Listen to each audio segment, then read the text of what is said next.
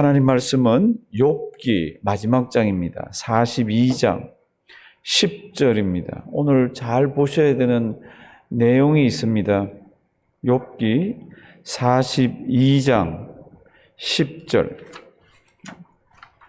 욥기 42장 10절. 제 거는 소리 조금만 올려주세요. 우리 다 들리시겠지만 욥기 42장 10절. 우리 다 같이 한 목소리로, 우리 다 같이 한번 큰 소리로 한번 읽으십니다. 욥이 그 벗들을 위하여 빌매 여호와께서 욥의 곤경을 돌이키시고 욥에게 그전 소유보다 갑절이나 주신지라. 아멘. 아멘. 우리 욥기가 시작되면 욥이 고난을 받습니다. 또 고난을 받는데 옆에 친구들이 왔습니다. 위로하고 도와주겠구나. 그런데 보시면 욥기 4장부터 37장까지 아주 치열하게 서로 주고받는 이야기들이 기록되어 있습니다. 얼마나 욥이 힘들어하고 얼마나 어려워하는지 모릅니다. 그런 가운데에서 하나님이 나타나셔가지고 욥과 친구들에게 무슨 이야기들을 이렇게 하세요. 그렇게 하시면서 42장이 이제 결론입니다. 근데 다 들여다보면 하나님이 욥이 왜 고난을 받는지 이 이야기를 하지 않으세요. 이 욥이 고난받는 이야기를 하지 않는데 욥이 깨닫는 게 있습니다. 그게 뭔가 하면은 하나님 아버지 앞에 이렇게 변론하자고 대들거나 막 이렇게 막 따지거나 이런 게 아니구나. 하나님은 무소불능하시며 하나님은 주권으로 하나님은 하나님께서 모든 것들을 다 하시는구나. 이걸 깨닫습니다. 그걸 깨달으니까 욥기가 진행 동안에 무슨 내용이 나왔습니까? 내 이 이유라도 알면 좋겠다고. 하나님이 계시면 내가 막 대화라도 하고 따지기라도 하면 좋겠다고. 눈에 보이면. 그런 말들을 했는데 그 말이 쑥 다 들어가고 하나님 앞에서 회개를 합니다. 근데 이제 내용을 보시면 진짜 오늘 주님 앞에 설 때까지 우리가 복받는 비결과 주님 앞에 설 때까지 성숙되게 신앙생활하는 그런 내용이 들어 있습니다. 그래서 이제 42장 1절 욥이 마지막으로 하나님께 이제 이렇게 이야기를 합니다. 욥이 여호와께 대답하여 가로되 주께서는 어떠하다고요? 무소불능. 아니 계신데도 없고 하지 못하시는 일도 없고 하나님은 모든 것들을 하나님의 뜻대로 하나님의 주권대로 하시는 분입니다. 그러니까 3절 참 하나님이 무지한 말로 이치를 가리우는 자가 누구냐? 그리고 하나님이 나타나서 막 폭풍 가운데서 말씀을 하셨는데 욥이 이렇게 얘기합니다. 무지한 말로 이치를 가리우는 자가 누구니까? 가만 보니까 그게 자기라는 말입니다. 하나님의 그 생각도 하나님의 뜻도 제대로 헤아리지 못하고 그렇게 했다는 겁니다. 그러면서 5절 굉장히 중요합니다. 이제까지는 이론적으로 머릿속으로 이렇게 철학적으로만 하나님 이렇게 전통적으로 하나님을 알고 있었는데 하나님을 만나고 보니까 5절 내가 주께 대하여 이제까지 어때했습니까? 귀로 듣기만 하여 삽더니 이제는 무엇으로요? 눈으로 주를 배움나이다. 이 눈으로 본다는 것은 육안으로 그냥 본다는 뜻이 아닙니다. 보면 사는 사람이 없잖아요. 그러면 눈으로 본다는 뜻은 뭡니까? 이제까지는 귀로 생각으로만 이렇게 했는데 이제는 하나님께서 나타나셔가지고 자기에게 다 가르쳐 주셔서 이제는 자기가 경험적으로 이제는 자기가 하나님이 어떤 분인지를 이제는 알게 됐다는 겁니다. 이제 하나님에 대해서 이제는 확실한 것이 잡혔다는 겁니다. 6절 그러므로 내가 스스로 화나고 티끌과 제 가운데서 어떻게 합니까? 회개합니다. 근데 이제 하나님께서는 여기서 끝내질 않으세요. 친구들에게 뭐라고 이야기를 하십니다. 무슨 이야기를 하십니까? 친구들한테 너 욥한테 가서 나를 위해서 기도해주고 나를 위해서 제사를 드려달라고 그럽니다. 7절 여호와께서 욥에게 이 말씀을 하신 후에 대만 사람 누구에게요? 엘리바스에게. 지금 친구 3명이나 등장했고 마지막으로 또 한 명 등장했잖아요. 그런데 이 사람 이름만 나옵니다. 왜 이 사람 이름만 나옵니까? 아마 이 사람이 제일 연장자이거나 아니면 이 사람이 욥하고 제일 많이 다투었어요. 제일 많이 무슨 말들을 막 이렇게 했습니다. 그러니까 하나님께서 그 사람한테 이야기를 하면서 너하고 너 친구들 다 욥에게 가서 화해를 해라. 그런데 화해하는 방법은 욥 보고 너희들을 위해서 기도해주고 제사를 드려달라 그래라. 이게 이제 내용입니다. 그래서 이걸 잘 보시면요. 8절 왜 그렇게 하나님이 이 친구들을 나무랍니까? 7절 뒷부분 보면 너희가 욥에게 하는 말들이 정당하지가 않다는 겁니다. 그러니까 그런 말들을 해서는 안 된다는 겁니다. 그러면서 8절 그런즉 너희는 수송아지 몇 마리요? 7, 수양 몇 마리요? 7, 그리고 내 종 욥에게 가서 번제를 드려달라 그래라. 그러면 내 종 욥이 너희를 위하여 기도할 것인즉 그러면 내가 받아주겠다고.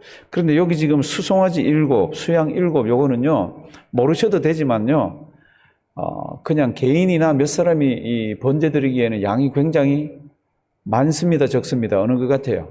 굉장히 많습니다. 세 친구가 가서 지금 욥에게 우리를 위해서 기도하고 제사 드리죠 그러면 황소 1마리면 됩니다. 아니면 2마리면 됩니다. 아니면 3마리면 뭐 넉넉하고 충분합니다. 근데 왜 하나님이 7마리씩을 얘기합니까? 친구들이 욥에게 한 잘못이 너무 크다는 거예요. 그렇게 사람이 괴로워하고 막 힘들어할 때 가서 한번 생각해 보라고. 죄 없이 망한 사람이 세상에 있더냐 그러면서 너 아이들이 죽은 거 걔들 죄 때문에 죽었다고. 성도 여러분들 이거 성경에 기록되어 있습니다. 이거 뭐 속이 뒤집어지는 얘기예요. 어마어마한 말을 자기들은 신앙이라 그리고 성경이라 그러면서 막 같은 내뱉었습니다. 그러니까 하나님께서 이 재물 양이 굉장히 많아요. 너희 죄가 크다는 겁니다. 그 크지만은 하나님께 나와서 빌면은 용서를 해줄 뿐만 아니라 너희가 지금 누구하고 이렇게 맺혀 있습니까? 욥하고 맺혀 있잖아요. 그러니까 욥 보고 기도해 달라 그리고 욥 보고 제사 드려 달라 그래라. 그럼 내가 들어주겠다고. 성도 여러분, 욥기가 언제 쓰였습니까? 욥이 어느 시대 사람입니까? 하나 분명한 거는 학자들이 추측하기에는 모세 이전 사람이라고 그럽니다. 만약에 모세 이후의 사람 같으면 제사를 누가 드려야 되죠? 제사장이 드려야 됩니다. 근데 제사장 얘기가 하나도 없이 욥이 제사도 드립니다. 자녀들을 위해서 드렸잖아요. 그렇죠? 그리고 지금은 형제들을 친구들을 위해서 이렇게 드립니다. 그러니까 욥기는 모세 이전에 있었던 사람이다. 이렇게 이야기들을 합니다. 그래서 이제 9절 보면요. 제일 마지막 여호와께서 욥을 기쁘게 받으셨더라. 그 욥이 제사를 드려줬잖아요. 기쁘게 받았습니다. 10절이 굉장히 중요합니다. 연필이 있거나 뭐 마크가 있거나 뭐가 있으면 10절을 표를 한번 해보십시오. 왜 중요합니까? 하나님께서 욥의 모든 것들을 회복을 시켜주셨어요. 우리 아시잖아요. 뭐 이유도 잘 모르고 이러면서 고난 가운데 있었는데 하나님이 회복을 시켜주셨는데 그러면 다 끝났다. 회복 이렇게 안 시켜주시고요. 10절을 우리가 잘 들여다봐야 됩니다. 무슨 내용이 있습니까? 욥이 그 벗들을 위하여 어떻게 해요? 빌매, 새 성경은 기도할 때에 여호와께서 욥의 곤경을 어떻게 해요? 돌이키시고 몸에 낳는 이 뭐 헌대도 있고 막 종기도 있고 막 죽어갈 만한 이 모든 이 욥의 곤경을 돌아보시고 욥에게 그 전 소유보다 얼마나요? 갑절이나 주신지라 하나님께서 다 모든 것들을 다 회복해 주셨습니다. 언제 회복해 줬습니까? 10절 다시 잘 보십시오. 욥이 그 벗들을 위하여 어떻게 해요? 기도할 때에, 빌 때에, 이거 잘 기억하십시오.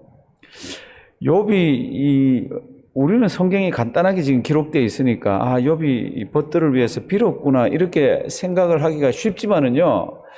욥이 이 벗들을 위해서 빌기가 쉬웠습니까? 어려웠습니까? 굉장히 어려운 얘기예요. 얼마 전까지만 해도 막 얼마나 욥의 가슴을 후려치고요. 얼마나 기분 나쁘게 하고 얼마나 막 분통 터지게 하고 그렇게 했는지 몰라요. 그런 욥이 친구들을 위해서 그래 하나님 알았습니다. 제가 빌겠습니다. 이들을 위해. 이게 쉬울 것 같아요. 쉽지 않은 이야기예요. 쉽지 않은 이야기예요. 그런데 욥이 어떻게 했습니까? 욥이 빌었습니다. 아마 지금 이런 걸 보시면서 이들을 위해서 번제를 하나님께서 드리라 그럴 때 저 사람들 저들을 위해서 기도하라 그럴 때 이게 쉽게 되겠어요? 근데 성경을 보면은 마음의 갈등이 아마 있었을지도 모릅니다. 그럼에도 불구하고 하나님 말씀에 순종해서 어떻게 합니까? 10절 다시 보십니다. 왜 제가 자꾸 보자 그러냐 그러면요. 이런 데 막혀 있거나 이런 게 잘 안 될 때는 이거 우리 평생 씨름을 하셔야 됩니다. 목회하다 보면 참 성격이 안 되는 분들이 많으세요. 막 과격하고 자기하고 조금만 틀리면 막 오락오락하고 그리고는 그걸 맺혀가지고 다른 사람한테 계속 얘기하고 이런 분들이 참 많으세요. 참 많으세요. 근데 성경 말씀을 보면 하나님께서 모든 것들을 다 아시고 하나님께서 주권적으로 모든 것들을 하시기 때문에 욥이 그 벗들을 위하여 어떻게 해요? 빌매 이거 보통 성경이 아닙니다. 보통 성경이 아닙니다.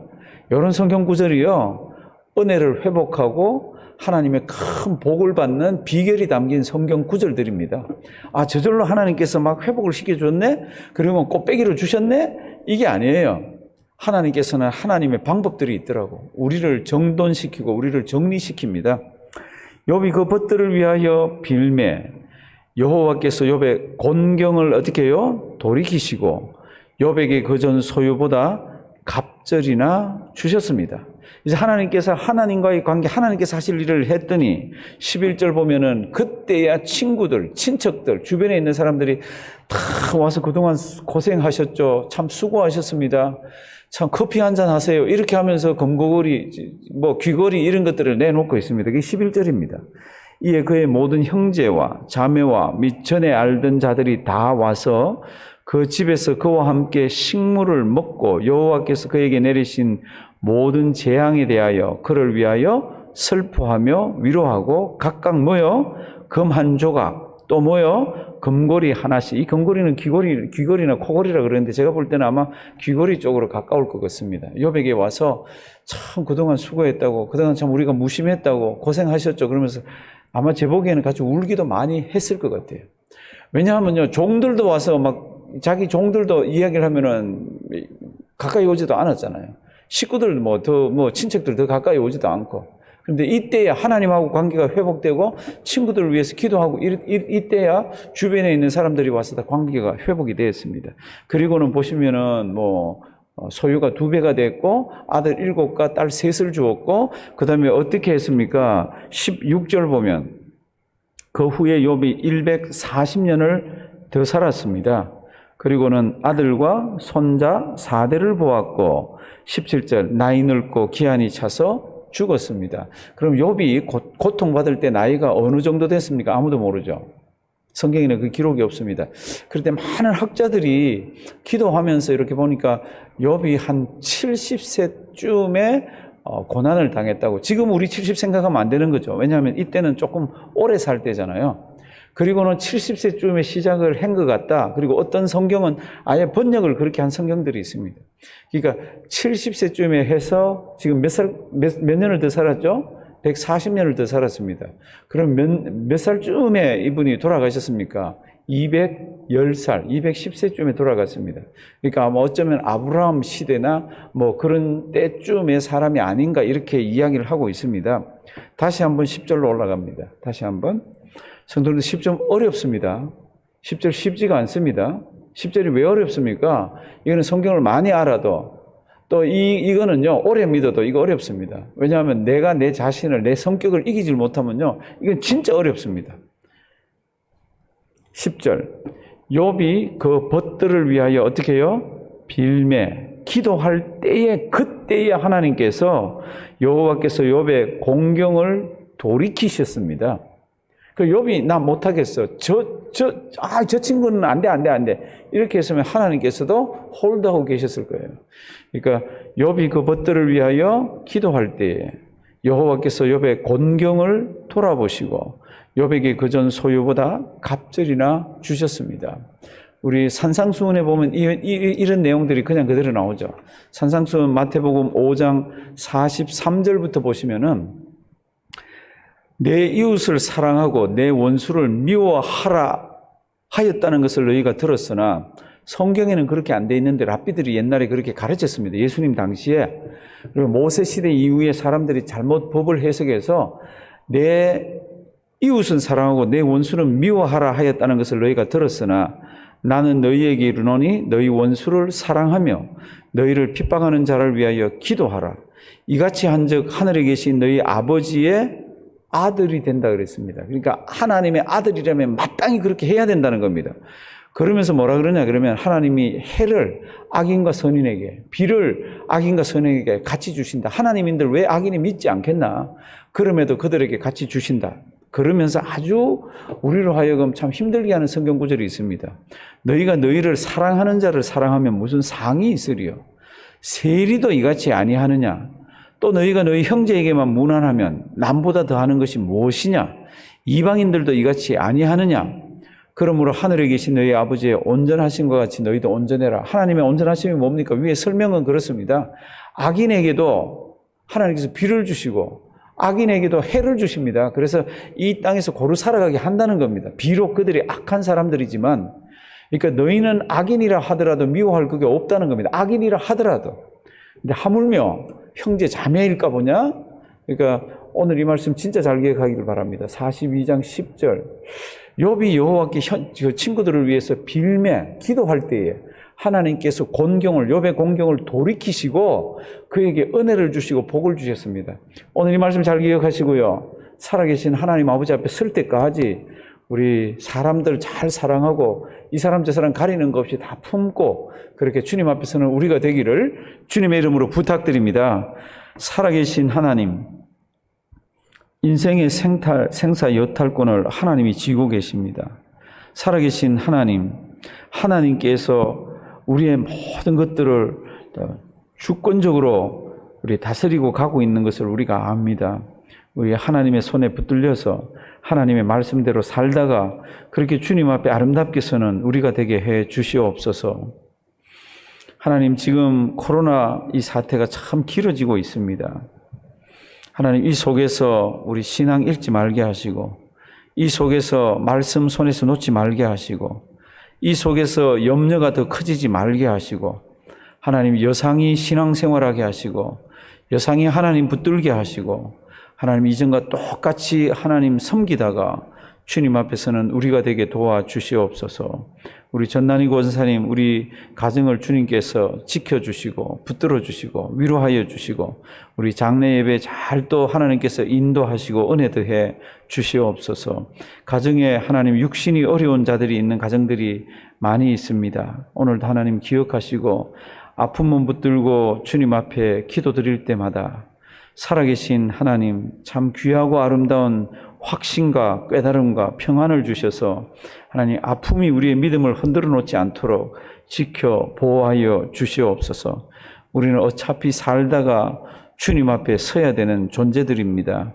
하나님 아버지, 귀한 깨달음들이 이 팬데믹 시대에 더욱 넘치도록 인도하여 주시옵소서. 몸된 교회를 이곳에 세워주셔서 감사드립니다. 교회를 생각하며 기도드리는 자마다, 주님 앞에 나와서 예배드리는 자마다 주님께서 만나주시고 만져주시고 깨달음을 주시고 세상을 향해서 뛰어나갈 때에는 주님의 은혜와 능력을 가지고 세상을 뛰어나가는 귀한 우리가 되도록 도와주시옵소서. 오늘도 귀한 하루 우리에게 주심을 감사드리옵고 예수님의 이름으로 기도드리옵나이다. 아멘.